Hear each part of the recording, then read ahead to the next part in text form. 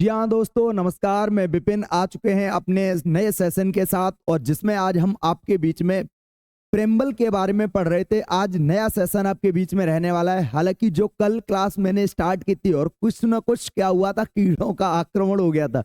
तो कीड़ों के आक्रमण के कारण इस क्लास को कल बाधित हुआ था। कल क्लास नहीं हो पाई थी। शुरुआत के कुछ 10 से 15 मिनट क्लास चली थी, उसके बाद बंद हो गई थी। आज इस क्लास को हम पुनः स्टार्ट करते हैं, जिसमें हम बहुत सारी नई नई चीजों को पढ़ने वाले हैं। क्या मेरे साथ बहुत सारे लोग जुड़ रहे हैं? आप कहेंगे बिल्कुल जुड़ रहे हैं, और लोगों तक सेशन को शेयर कर देंगे। ये आपका एक मूल कर्तव्य बनता है। और उठाएंगे कागज और कलम और लिखेंगे नए तरीके से प्रेम्बल के बारे में, और बहुत सारी विशेषताओं के बारे में हम पढ़ने वाले हैं। बेटा आगे बात करते हैं। आज के सेशन में हम प्रेम्बल पूरा कंप्लीट कर लेंगे, जिसमें हम क्या क्या पढ़ने वाले हैं। बेटा हम प्रस्तावना के बारे में, जो गणराज्य आपका बचा हुआ था उसके बारे में पढ़ेंगे। उसके बाद न्याय पढ़ेंगे। तीनों न्याय, 3 प्रकार का हमें प्रस्तावना में न्याय देखने को मिलता है। उसके बाद आप स्वतंत्रताएं देखें, हमें 5 प्रकार की फ्रीडम्स मिलती हैं। उसके बाद हम समता देखेंगे। प्रतिष्ठा और अवसर की समानता यानी समता हमें देखने को मिलती है। व्यक्ति की गरिमा, एकता, अखंडता और सुनिश्चित करने वाली बंधुता, इन सारी चीजों को हम कंप्लीट करने वाले। उसके बाद जो हमारा टॉपिक रहेगा, जिसमें हम आपके कुछ संविधान कह सकते हैं ना, कुछ संविधान के बहुत बड़े व्यक्ति हुए थे, कह सकते हैं जो संविधान के बहुत बड़े जानकार हुए थे, उन्होंने प्रस्तावना के बारे में बहुत सारी चीजों को कहा है। की पॉइंट जो आपके हैं उनके बारे में पढ़ने वाले हैं। और उसके बाद आप प्रस्तावना में संशोधन क्या होता है, कहां पर बोला गया प्रस्तावना संविधान का मूल अंग नहीं है, और कहां बोला गया प्रस्तावना संविधान का मूल अंग है, इसमें संशोधन किया जाएगा। इन सारी बातों को आज हम पढ़ने वाले हैं। और एक और हमारा लास्ट में क्वेश्चन होगा, क्या प्रस्तावना परिवर्तनीय है, यानी संविधान में वाद योग है। ये सारी चीजों को हम आज पढ़ने। आज का सेशन आपके रियल में बहुत शानदार है, जिसमें आपको बहुत सारी चीजों को सीखने को मिलेगा माय डियर। तो एक बार जितने बब्बर शेर आ चुके हैं, एक बार उनसे मिल लेते हैं और आगे बढ़ते हैं। तो कितने लोग आ चुके हैं? एक बार सारे लोग राधे कृष्णा, राधे राधे गुरुजी को, बहुत बढ़िया। ज्योति सिंह हमारे बीच में आ चुके हैं। अमित भैया आ चुके हैं। नताशा, गुड इवनिंग आपको भी। अन्नू शाक्या हमारे बीच में आ चुके हैं। श्याम जी, कौशल, आपको गुड इवनिंग, नमस्कार। भारत माता की जय, वंदे मातरम। तो एक बार सेशन को सारे बच्चों तक पहुंचा देंगे, और क्लास को हम ज्यादा देर ना करते हुए सीधे स्टार्ट करते हैं माय डियर। ध्यान रख लेना, कोई दिक्कत नहीं है। क्या आप मुझे बताएंगे आवाज साउंड क्लियर है? एक बार मुझे बता दो, क्या साउंड क्लियर है? क्या मेरी आवाज आप तक क्लियरली पहुंच रही है? आप मुझे एक बार यस या नो में बताएंगे। बताओ, क्या मेरी आवाज आप तक सही जा रही है? बेटा जल्दी बताओ। बिल्कुल, नीतू यादव जी हमारे बीच में आ चुके हैं। Good evening. मैं आपसे कुछ बेटा पूछ रहा हूं, क्या मेरी आवाज आप तक पहुंच रही है क्लियरली? अगर आप इतना आप मुझे बता देंगे तो हम क्लास को आगे बढ़ देंगे, ठीक है ना। तो आज बहुत सारी नई नई चीजों को हम कवर करने वाले हैं, बेटा समझ लो। तो मेरा बच्चों का फीडबैक मुझे चाहिए। यस, बहुत बढ़िया आवाज आ रही है, कोई दिक्कत ना आए बेटा। तो हम सबसे पहले जानेंगे कि हमें कल क्या पढ़ा था। अगर हम बात करते हैं कल हमने क्या पढ़ा था माय डियर, तो उसके बारे में बात करने वाले हैं। कल हमने बेटा जो पढ़ा था, यानी इससे पहले की जो क्लास में पढ़ा था, वो प्रेम्बल के बारे में पढ़ा था। किसके बारे में? प्रेम्बल यानी प्रस्तावना के बारे में, ठीक है ना। प्रस्तावना, और इसे ही हम उद्देशिका भी कहते हैं। क्या कहते हैं? उद्देशिका। तो उद्देशिका अगर बात करते हैं, उद्देशिका की अगर बात करते हैं, तो ये मुझे 4 पॉइंट सिखाती है। कल भी इस बात पर हमारी चर्चा हो गई थी। कितने पॉइंट सिखाती है? आप बोलेंगे ये 4 चीजें सिखाती है। एक, शक्ति का स्रोत बताती है। भारत में शक्ति का स्रोत क्या है? शक्ति का स्रोत क्या है, पहला पॉइंट हमने जाना था माय डियर। और शक्ति का स्रोत क्या है? हम बोलेंगे सर भारत की जनता, ठीक है ना। यानी भारत की जनता, भारत में क्या है? शक्ति का स्रोत है। इसके बारे में हमने पहली क्लास में आपको पढ़ाया था। इससे पहले 2 लेक्चर हम आप कंप्लीट कर चुके हैं। अगर जिन्होंने उस लेक्चर को नहीं देखा है, तो वो सबसे पहले उन लेक्चर को देखेंगे, उसके बाद इस क्लास को समझेंगे, तो बहुत अच्छा आपको समझ में आएगा। दूसरी चीज प्रस्तावना हमें सिखाती है शासन की प्रकृति। शासन की प्रकृति के बारे में हमें पता चलता है कि भारत में जो शासन व्यवस्था रहेगी उसकी क्या प्रकृति रहने वाली है, तब आप बोलेंगे उसमें हमने जाना था सबसे पहले संपूर्ण प्रभुत्व, संपूर्ण प्रभुत्व के बारे में जाना था माय डियर, प्रभुत्व के बारे में जाना था माय डियर। उसके बाद हमने समाजवाद के बारे में जाना था बेटा, किसके बारे में जाना था, समाजवाद जाना था माय डियर। उसके बाद समाजवादी भी कह सकते हैं समाजवाद। उसके बाद हमने लोगों ने पढ़ा था बेटा पंथ निरपेक्ष के बारे में, भारत एक पंथ निरपेक्ष बेटा राष्ट्र है, पंथ निरपेक्ष राष्ट्र है माय डियर, ध्यान रख लेना। उसके बाद हम लोकतंत्र के बारे में भी पढ़ लिया था माय डियर, किसके बारे में, लोकतंत्र के बारे में। तो ये सारी चीजें, और आज हम पढ़ेंगे बढ़ने वाले बेटा गणतंत्र या गणराज्य के बारे में पढ़ने वाले हैं, या गणतंत्र के बारे में पढ़ने वाले हैं माय डियर, ध्यान रख लेना। तो आज हम इसके बारे में पढ़ेंगे, और उसके बाद अगला हमारा जो टॉपिक रहेगा वो संविधान का क्या लक्ष्य दिखाई देता है प्रस्तावना में, संविधान का लक्ष्य हम पढ़ने वाले हैं, मोटिव क्या है हमारे कॉन्स्टिट्यूशन का, तो ये सारी चीजें हम पढ़ने वाले हैं। तो एक बार सारे मेरे भाई बहन जितने भी आ चुके हैं, बब्बर शेर शेरियां, आपका बहुत बहुत तहे दिल से मैं हार्दिक स्वागत अभिनंदन करता हूं कि सारे लोग उठाएंगे कागज और कलम और लिखना स्टार्ट कर देंगे आज के सेशन को। तो सबसे पहले हम बात करते हैं आज के टॉपिक में, जिसे हम जानेंगे गणराज्य क्या होता है, गणराज्य क्या होता है, यानी गणतंत्र क्या होता है माय डियर, ध्यान रखें, गणतंत्र क्या होता है, गणतंत्रात्मक व्यवस्था जिसे बोलते हैं, या गणराज्य क्या होता है। तो हम गणराज्य के बारे में ही जान ले बेटा। चलो तो सबसे पहले बात करते हैं सर गणराज्य है क्या। भारत एक गणराज्य, यानी हम भारत को लोग भारत को एक संपूर्ण प्रभुत्व संपन्न समाजवादी पंथ निरपेक्ष लोकतांत्रिक गणराज्य, शब्द क्या है, गणराज्य। तो आज हम गणराज्य के बारे में जानने वाले हैं बेटा, ध्यान रख लेना। तो गणराज्य का मतलब होता है कि जो राष्ट्र का जो प्रमुख हो बेटा, ध्यान रख लेना, जो राष्ट्र का प्रमुख होना चाहिए वो कैसा होना चाहिए, आप बोलेंगे सर जो देश का प्रमुख यानी राष्ट्र का प्रमुख हो वो निर्वाचन के द्वारा आए माय डियर। किस तरीके से, निर्वाचन के द्वारा आए, निर्वाचन हो उसका माय डियर, ध्यान रख लेना। दूसरा उसका समय निश्चित हो माय डियर, ध्यान रख लेना, समय निश्चित हो। और तीसरी चीज जाना था वो वंशागत ना हो, वंशानुगत ना हो। तो जहां पर ये चीजें हमें दिखाई देती हैं तो उसे हम क्या बोलते हैं, राष्ट्र प्रमुख देखने को, उसे हम क्या बोलते हैं, गणराज्य। अब देखो भारत में राष्ट्र का प्रमुख कौन है, तो आप बोलेंगे भारत में है राष्ट्रपति। कौन है बेटा, आप बोलेंगे राष्ट्रपति। अब क्या ये जो पॉइंट बताए गए, क्या भारत में राष्ट्रपति के परिप्रेक्ष्य में क्या सही पॉइंट है, तब आप जान लेंगे क्या कि भारत में क्या निर्वाचन, राष्ट्रपति का निर्वाचन होता है। तो आप बोलेंगे भैया बिल्कुल राष्ट्रपति का निर्वाचन होता है, यानी अप्रत्यक्ष निर्वाचन यहां पर देखने को मिलता है, अप्रत्यक्ष निर्वाचन होता है भैया, बिल्कुल समझ में आ गया, कोई दिक्कत ना है, ध्यान रख लेना। दूसरा क्या समय निश्चित होता है, बिल्कुल भैया समय इसका होता है वो क्या होता, कितना होता है बेटा, इसका टाइम निश्चित है और 5 ईयर होता है, ध्यान रख लेना। दोबारा आ सकता है, दोबारा आ सकता है, ध्यान रख लेना, दोबारा या पुनर्निर्वाचन से बन सकता है, निर्वाचन से आ सकता है माय डियर, ध्यान रख लेना, ठीक है ना, एक चीज। और तीसरी चीज क्या, ये वंशागत है, तो आप बोलेंगे वंशानुगत नहीं है बेटा, वंशानुगत नहीं है माय डियर, ध्यान रख लेना।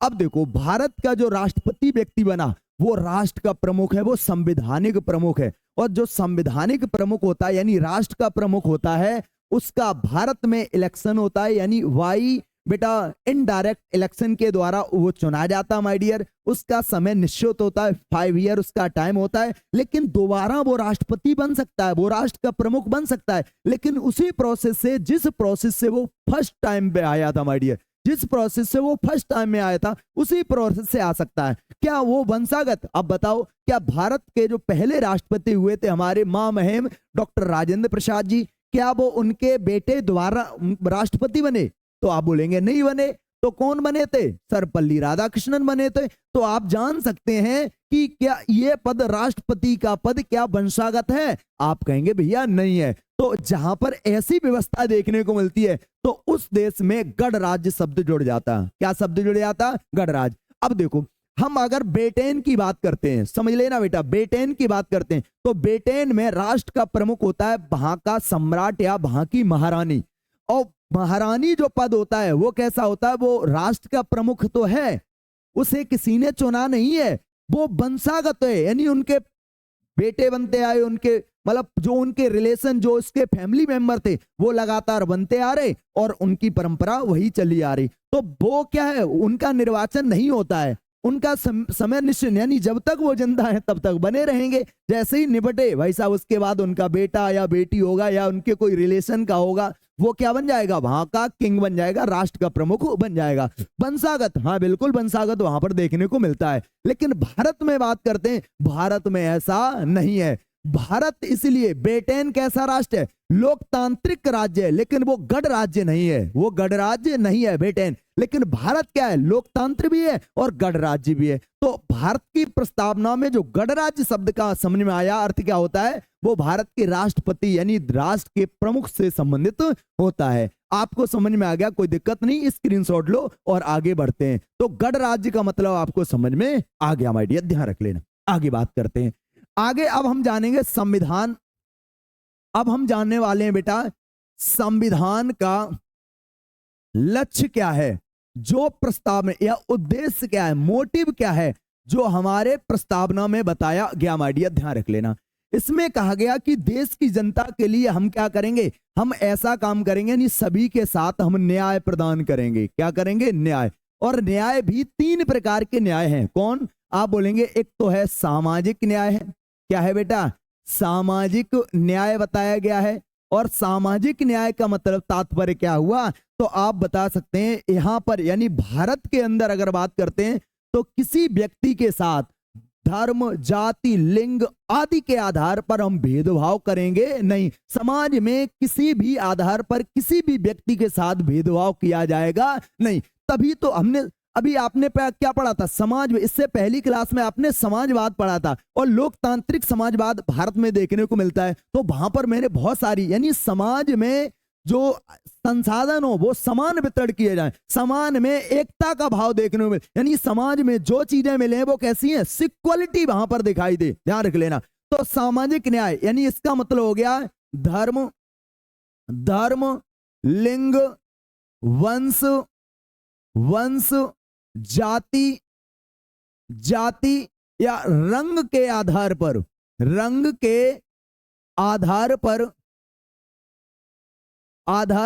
भेदभाव नहीं किया जाएगा। भेदभाव नहीं किया जाएगा।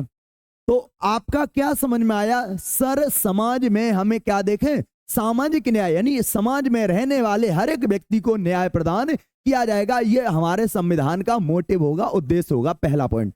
दूसरा पॉइंट यहां पर बताया गया बेटा, क्या? यहां पर समाज में बेटा राजनीतिक न्याय होगा। दूसरा क्या है? राजनीतिक न्याय प्रदान किया जाएगा। क्या प्रदान किया जाएगा? राजनीतिक न्याय। सर राजनीतिक न्याय का मतलब क्या होता है? तब आप बोलेंगे सर समाज में रहने वाले हर एक व्यक्ति के क्या करेंगे? वोट डालने का अधिकार मिलेगा, राजनीतिक पदों पर आने का अधिकार मिलेगा, यानी किसी के साथ कोई भेदभाव किया जाएगा नहीं। ध्यान रख लेना। तो लिखेंगे सभी वर्गों के लोगों को, सभी वर्गों के लोगों को वोट या मत डालने का अधिकार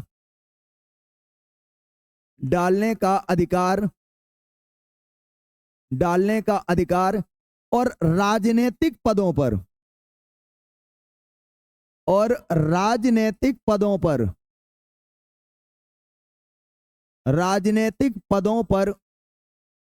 ध्यान रख लेना, राजनीतिक पदों पर जाने का अधिकार है बेटा। जाने का क्या है बेटा? अधिकार दिया हुआ है। ध्यान रख लेना। जाने का अधिकार दिया हुआ है, ध्यान रख लेना।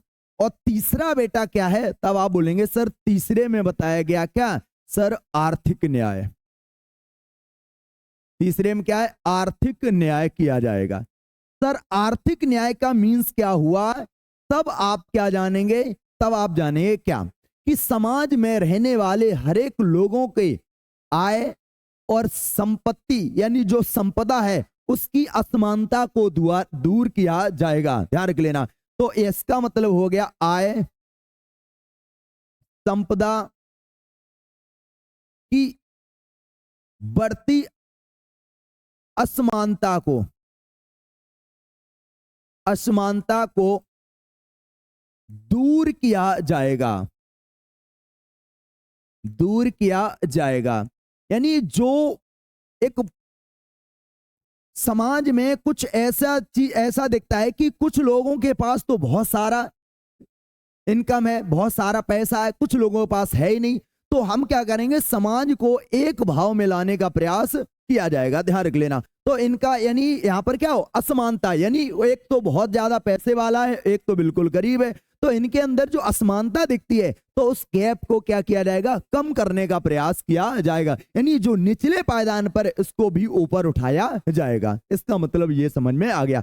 तो समाज में हमें संविधान का मेन मोटिव क्या रहेगा, हमें समाज में न्याय प्रदान करना। तो पूछा जाए न्याय का आदर्श वाक्य कहां से लिया गया, आप बोलेंगे रूस के संविधान से लिया गया। और प्रस्तावना में कितने प्रकार के न्याय, 3 प्रकार के न्याय, और तीनों के बारे में लिखा हुआ है, कोई दिक्कत नहीं है। अगला चीज बताया गया, दूसरा मोटिव क्या है, हमें स्वतंत्रता के बारे में बताया गया।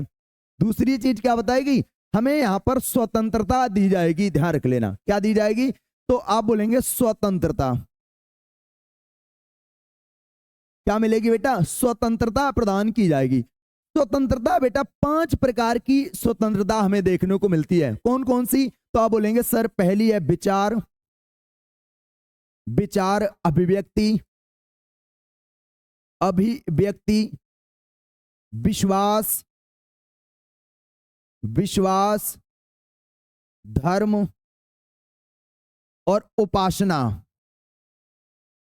उपासना की स्वतंत्रता है। यानी ये बेटा 5 प्रकार की हमें क्या देखने को मिलती है, आप बोलेंगे हमें फ्रीडम्स मिलती हैं। हमारे प्रस्तावना में ही ये बता दिया गया था कि हमारे संविधान का उद्देश्य होगा कि हर एक व्यक्ति को विचार रखने का क्या मिलेगा, अधिकार दिया जाएगा। क्या दिया जाएगा, हर एक व्यक्ति को विचार रखने का अधिकार दिया जाएगा। सर इसका मतलब क्या हो गया, विचार रखने का अधिकार से तात्पर्य क्या हो गया, तो आप सुन लो भाई।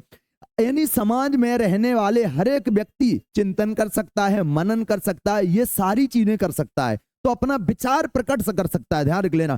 तो हर एक यानी क्या कर सकता है, चिंतन करने का अधिकार है, चिंतन आप कर सकते हो, आप मनन कर सकते हो माय डियर, ध्यान रख लेना। और जो चिंतन मनन आपने किया है वो अभिव्यक्ति अपना भाव प्रकट कर सकते हो, ध्यान रख लेना। अपने विचारों को प्रकट करना अभिव्यक्ति कहलाता है। यानी यहां पर जो विचार आपके माइंड में आए, चिंतन आए, मनन किया, उसको क्या कर सकते हैं सर, विचारों को प्रकट करना। अब विचार जो मेरे अंदर आए उसको मैंने क्या कर दिया, प्रकट कर दिया, लोगों के बीच में रखा। और रखने का माध्यम क्या है, या तो हम उसको बोल करके लिख सकते हैं बेटा, बोल करके प्रकट कर सकते हैं, या तो बेटा हम न्यूज़पेपर में, या ध्यान रख लेना लिख करके कर सकते हैं, लिख कर अपने विचार प्रकट कर सकते हैं, या तो बेटा सांकेतिक तौर पर, ध्यान रख लेना सांकेतिक। जैसे हमें मेरे अंदर कोई विचार आया तो मैंने बोल दिया भाई साहब, बोल करके हम कर सकते हैं। दूसरा, लिख करके किसी न्यूज़पेपर वगैरह कहीं पर मैं क्या कर सकते हैं, अपने विचारों को पत्रिका या किसी भी ऐसे रिटन वे में हम लोगों तक पहुंचा सकते हैं। या फिर सांकेतिक तौर पर, जैसे इंडिया पाकिस्तान का मैच चल रहा, तो हम क्या करेंगे, वहां पर अपना मेरे अंदर जो भाव है, यानी भारत के प्रति जो भाव है, उससे हम झंडा लहरा करके हर्ष व्यक्त कर सकते हैं माय डियर, ध्यान रख लेना। तो ये सारी चीजें हमें, विश्वास का मतलब हो गया आप क्या कर सकते हो, किसी भी विचारधारा को मान सकते हो। विश्वास का मतलब क्या हो गया, आप किसी भी विचारधारा को विचारधारा को मान सकते हो, मान सकते हो, ध्यान रख लेना। तो किसी भी विचारधारा को मान सकते हो, तो किसी भी विचारधारा को मानने का मुझे क्या है, ध्यान रख लेना। अगला है धर्म। धर्म का मतलब है हम किसी भी धर्म को अपना लें। हम अगर हिंदू हैं, हम अगर जैन बनना चाहते बन सकते हैं, हम बौद्ध बनना चाहते बन सकते हैं, हम मुस्लिम बनना चाहते हैं बन सकते हैं, या मुस्लिम है हम हिंदू बनना चाहते हैं बन सकते हैं। यानी किसी भी धर्म में, किसी भी जाति में आप किसी धर्म को अपना सकते हो, कोई दिक्कत नहीं है। यानी किसी भी धर्म को अपना सकते हैं, किसी भी धर्म को अपना सकते हैं, अपना सकते हैं, ध्यान रख लेना। और उपासना कर सकते हैं, उपासना की स्वतंत्रता, यानी किसी धर्म को व्यवहार में लाना क्या कहलाता, उपासना करना। यानी किसी धर्म को उपासना, यानी किसी धर्म को व्यवहार में लाना, व्यवहार में लाना। यानी हम क्या कर सकते हैं, उपासना, यानी हम पूजा पाठ कर सकते हैं, पूजा पाठ कर सकते हैं, पूजा पाठ कर सकते हैं, ध्यान रख लेना।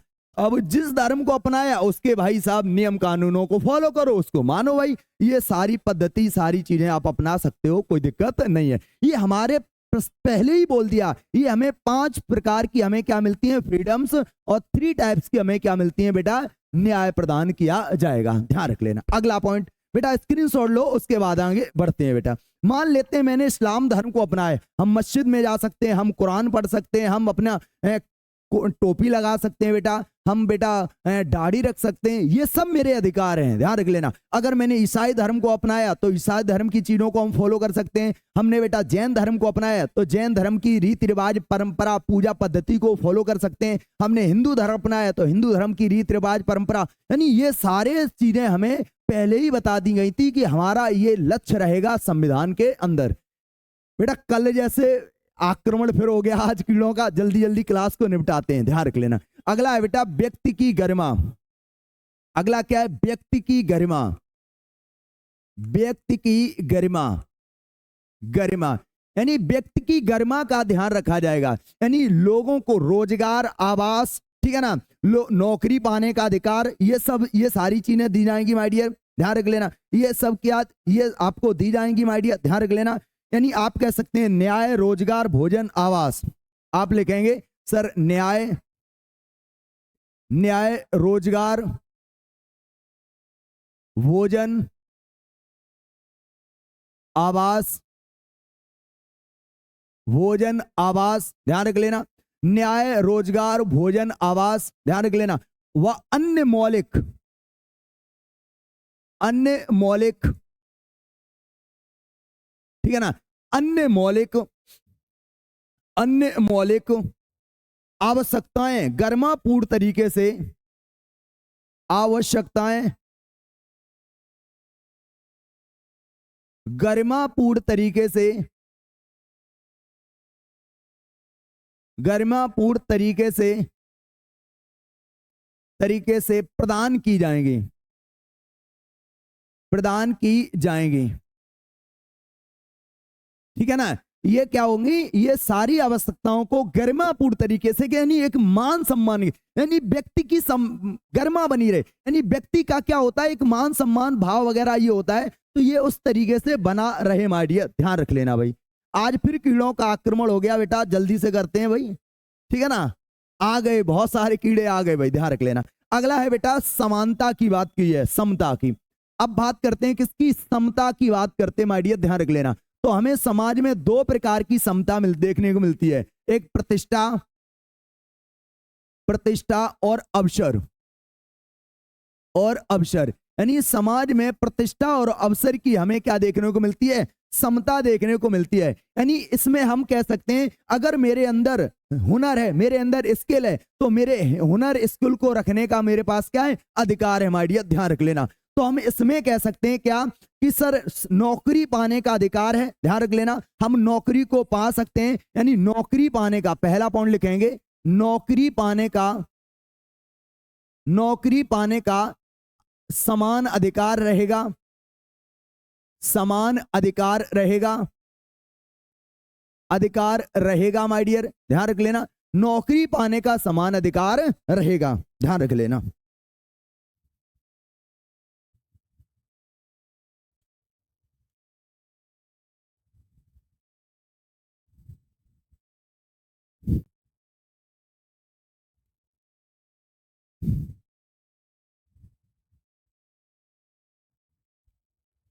ठीक है, क्लियर हो गया। दूसरा पॉइंट, दूसरे पॉइंट की बात करते हैं। किसी भी आधार पर, ध्यान रख लेना, अपना हुनर, अपना हुनर, ठीक है ना, काबिलियत, काबिलियत,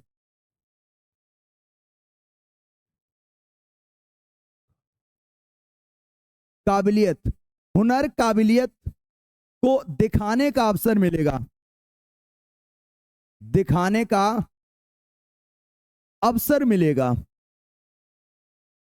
अवसर मिलेगा, ठीक है ना।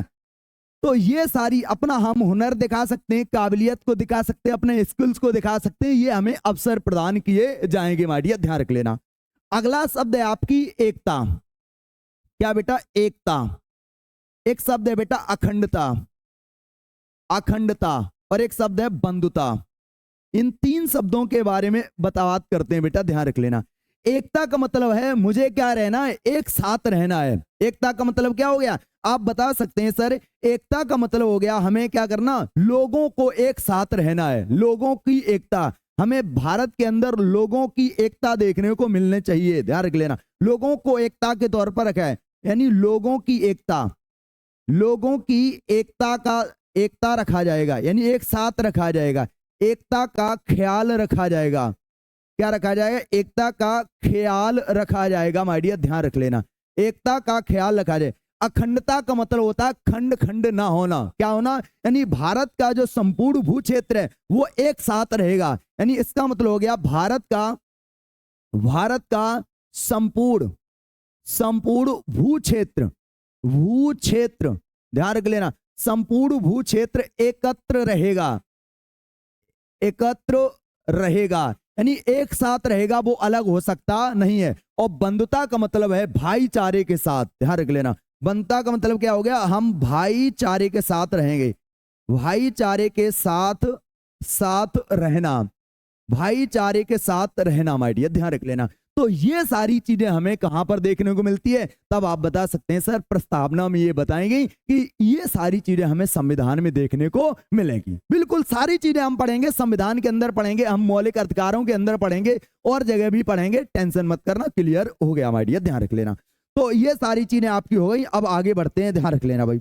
अब बात करते हैं क्या प्रस्तावना में संशोधन, ध्यान रख लेना।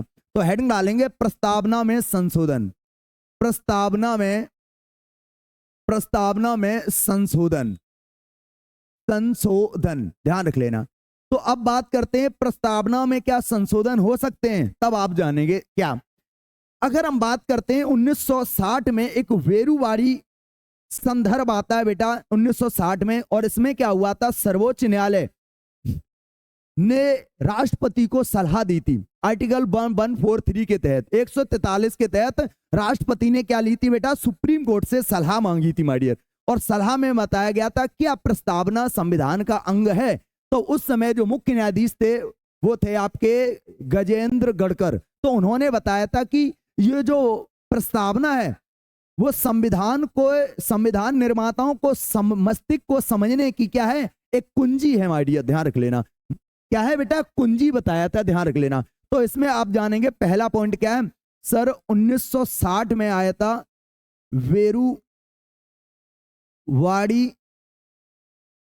वेरुवाड़ी केस या संदर्भ, वेरुवाड़ी संदर्भ, संदर्भ, ध्यान रख लेना। देखो ये क्या था, इसके बारे में बात करते हैं बेटा, ध्यान रख लेना। इसमें क्या बताया गया था, तब आप बोलेंगे इसमें सर जो मुख्य न्यायाधीश थे, जो चीफ जस्टिस थे, मुख्य न्यायाधीश थे बेटा, जो मुख्य न्यायाधीश थे उनका नाम था बेटा गजेंद्र गढ़कर, ध्यान रख लेना। क्या नाम था? गजेंद्र गढ़कर। और गजेंद्र गढ़कर ने, और इसमें क्या हुआ था, आर्टिकल 143 के तहत राष्ट्रपति ने इसमें क्या हुआ था, राष्ट्रपति ने सुप्रीम कोर्ट से सलाह मांगी थी बेटा। इसमें क्या मांगी थी, सलाह मांगी थी माय डियर। और सलाह क्या मांगी थी माय डियर, तो गजेंद्र गढ़कर साहब ने क्या कहा, जो मुख्य न्यायाधीश थे गजेंद्र गढ़कर साहब ने क्या कहा, तब आप बता सकते हैं सर इसमें गजेंद्र गढ़कर साहब थे, उन्होंने कहा था क्या, इन्होंने कहा, यानी सुप्रीम कोर्ट ने क्या कहा, तो आप बता सकते हैं उस समय कहा था क्या, कि जो प्रस्तावना है माय डियर, संविधान निर्माताओं को मस्तिष्क के समझने की कुंजी है, ध्यान रख लेना। तो इसमें कहा था क्या, कि प्रस्तावना संविधान निर्माताओं के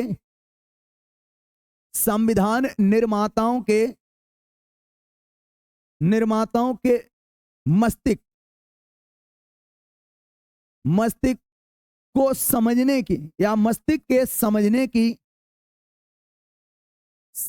की कुंजी है। क्या बेटा, कुंजी है माय डियर, ध्यान रख लेना, कुंजी है माय डियर, ध्यान रख लेना। इन्होंने कहा कि एक ताला होता है बेटा, ताला आपने देखा होगा, ठीक है ना, ताला है माय डियर, और इसकी एक क्या होती है, की होती है माय डियर, ध्यान रख लेना, क्या होती है, की। अब ये ताला और की, इनका क्या कोई रिलेशन है ना, इतना ही रिलेशन है कि ये इसमें डाल के इसे खोल सकते हैं बस, और ये दोनों क्या है, अलग अलग हैं, ध्यान रख लेना। तो यही कहा गया कि जो प्रस्तावना है वो संविधान निर्माताओं को समझने, यानी संविधान को समझने क्या है, एक कुंजी बताया, ध्यान रख लेना। तो यहीं पर कहा गया कि जो प्रस्तावना है वो संविधान का मूल अंग नहीं है। इसमें क्या बताया गया, तो आप बोलेंगे सर इसमें बताया गया क्या, कि प्रस्तावना, इसमें बताया, इसी में बताया गया माय डियर क्या, कि प्रस्तावना संविधान का अंग नहीं है, अंग नहीं है माय डियर, ठीक है ना, प्रस्तावना संविधान का अंग नहीं माना माय डियर, ध्यान रख लेना। उसके बाद क्या होता है, 1973 में एक केस आता माय डियर, 1973 में केस आता केशवानंद भारती, क्या आता बेटा, केशवानंद भारती,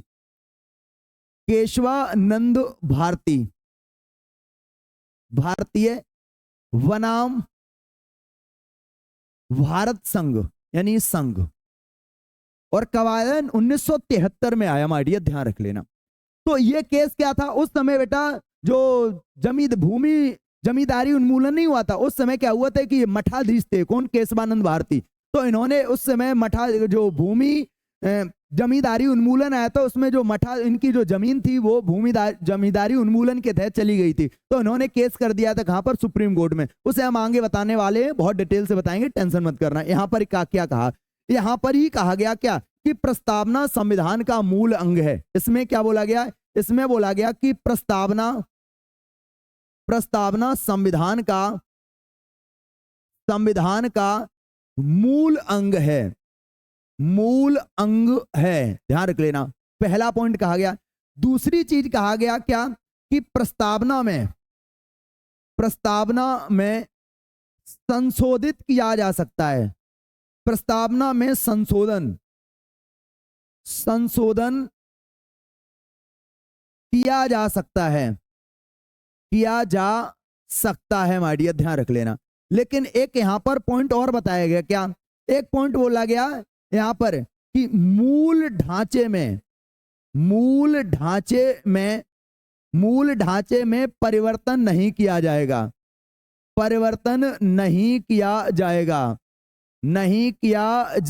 ध्यान रख लेना। लेकिन मूल ढांचा, जो बेसिक स्ट्रक्चर इसका है, जो उसमें परिवर्तन नहीं किया जाएगा, ऐसा यहां पर कहा गया माय डियर, ध्यान रख लेना। तो और क्या हुआ, फिर इसके बाद क्या, संविधान संशोधन हुआ, बिल्कुल हुआ। और क्या होता है बेटा, 42वां, फिर क्या होता है बेटा, 42वां संविधान संशोधन आया, 42वां कॉन्स्टिट्यूशन अमेंडमेंट इन 1976। बहुत सारे कीड़े आ चुके हैं, आक्रमण कीड़ों का लगातार चल रहा है बेटा, देख रहे हो ना भाई, कितना कीड़ा आ चुका भाई, देख लो भाई, बड़ी मुश्किल से क्लास ले पा रहे भाई। इसका टाइम अभी कुछ समय के लिए चेंज करना पड़ेगा, मुझे तो ऐसा ही लग रहा है भाई। देखो मान ही नहीं रहा भाई, क्यों, आत्मा तेरी खत्म होने वाली है। चलो थोड़ा पॉइंट और बचा, उसको पूरा कर लेते हैं।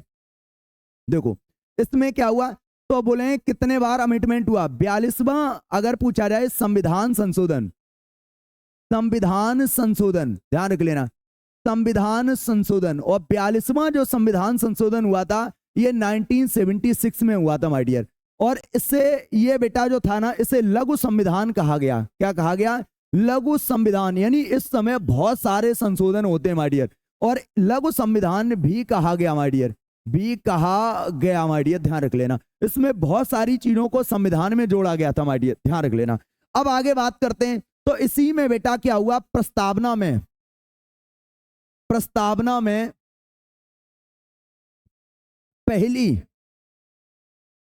पहली बार एकमात्र बार संशोधन हुआ। क्या हुआ बेटा? संशोधन हुआ, एकमात्र बार हुआ माय डियर, ध्यान रख लेना, एकमात्र बार संशोधन हुआ माय डियर। और इसमें क्या होता है? 3 विचारधाराएं जोड़ी गई, और 3 विचारधाराएं जोड़ी गई, विचारधाराएं जोड़ी गई। कितनी विचारधाराएं जोड़ी गई? 3 विचारधाराएं जोड़ी गई। कौन कौन? तो आप बोलेंगे एक शब्द, एक विचारधारा है समाजवादी। कौन है बेटा? एक विचारधारा है बेटा समाजवादी। तो एक समाजवादी शब्द जोड़ा गया माय डियर, ध्यान रख लेना। एक शब्द जोड़ा गया बेटा, कौन? पंथ निरपेक्ष। कौन सा? पंथ निरपेक्ष। और एक शब्द आता है अखंडता। कौन है बेटा? अखंडता। तो ये 3 विचारधाराएं। अगर पूछा जाए शब्द कितने जोड़े गए, तो शब्द 4 जोड़े गए थे। कितने? 4, क्योंकि अखंडता के आगे और शब्द भी जोड़ दिया था। क्या जोड़ दिया था? और।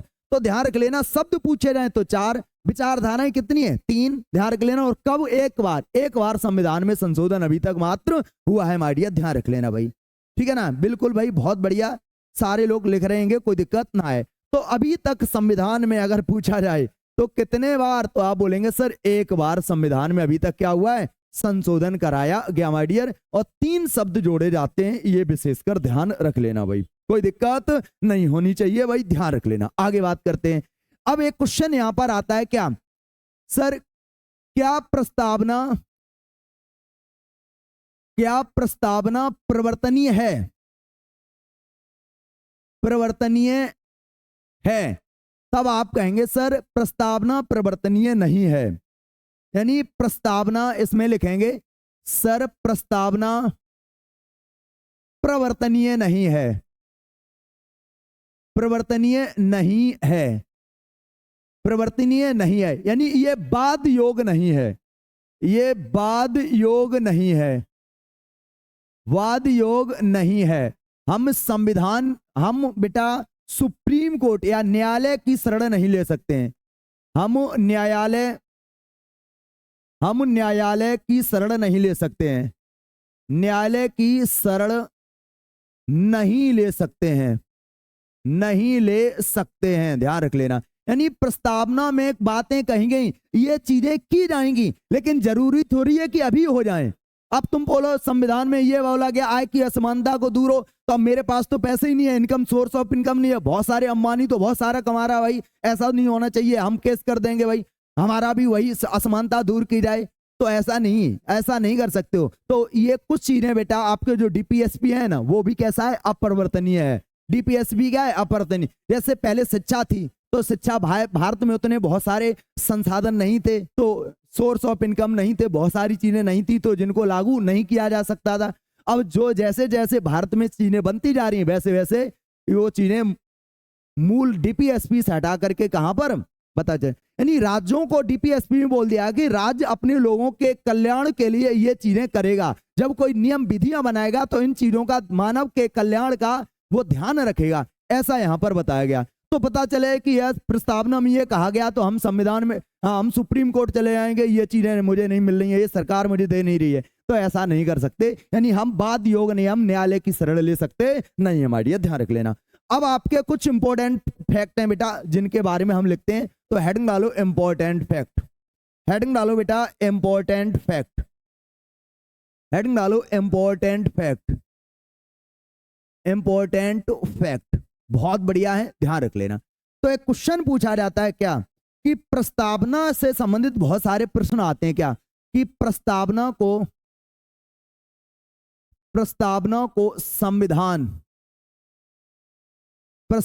को संविधान की कुंजी किसने कहा? कुंजी कहा, किसने कहा? तब आपका आंसर है सर गजेंद्र गडकर ने कहा था। गजेंद्र गडकर के द्वारा कहा गया था। ठीक है ना, अभी बताया था कौन सा केस था, बिल्कुल वेरुवाड़ी, ध्यान रख लेना। अगला आपका पॉइंट है बेटा प्रस्तावना संविधान की आत्मा है बेटा, ध्यान रख लेना। ये बहुत ज्यादा क्वेश्चन पूछा गया। तो संविधान की आत्मा किसने कहा? तो आप बोलेंगे ये कहा था ठाकुरदास भार्गव ने। ठाकुरदास भार्गव के द्वारा कहा गया था भाई, ध्यान रख लेना। किसने कहा था? ठाकुरदास भार्गव के द्वारा कहा गया था माय डियर, ध्यान रख लेना भाई, किसके द्वारा? आगे देखो। उसके बाद प्रस्तावना संविधान की कुंडली बताया बेटा। कुंडली कहा, कुंडली किसने कहा? तो आप बोलेंगे के.एम. मुंशी, कन्हैयालाल मणिकलाल जो मुंशी थे, उन्होंने बेटा कुंडली कहा। आई लिखो प्रस्तावना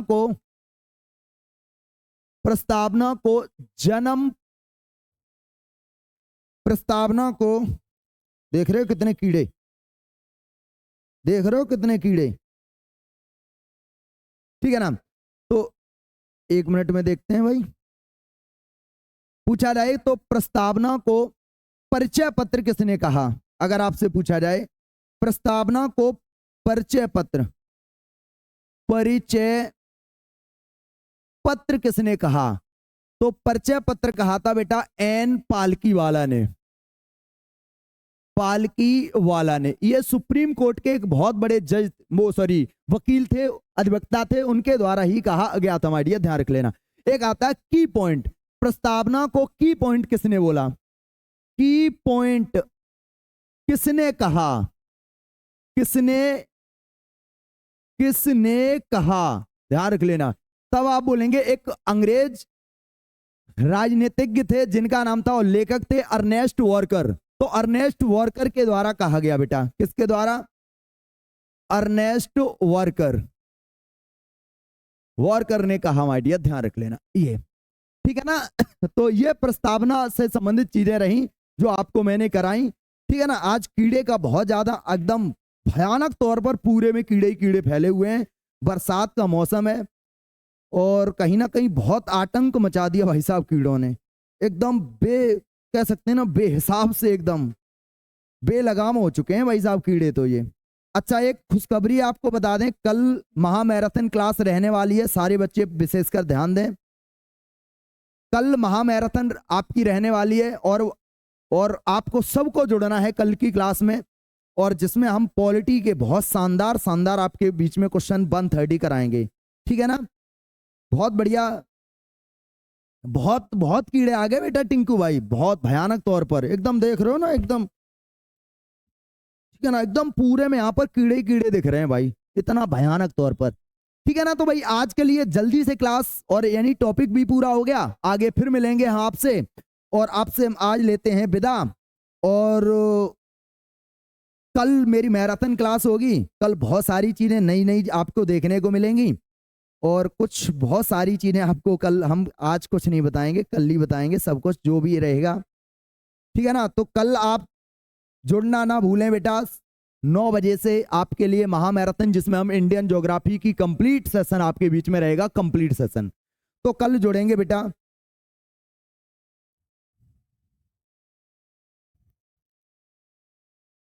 ठीक है, तो आज के लिए इतना ही, आओ, best of luck, bye bye, love you.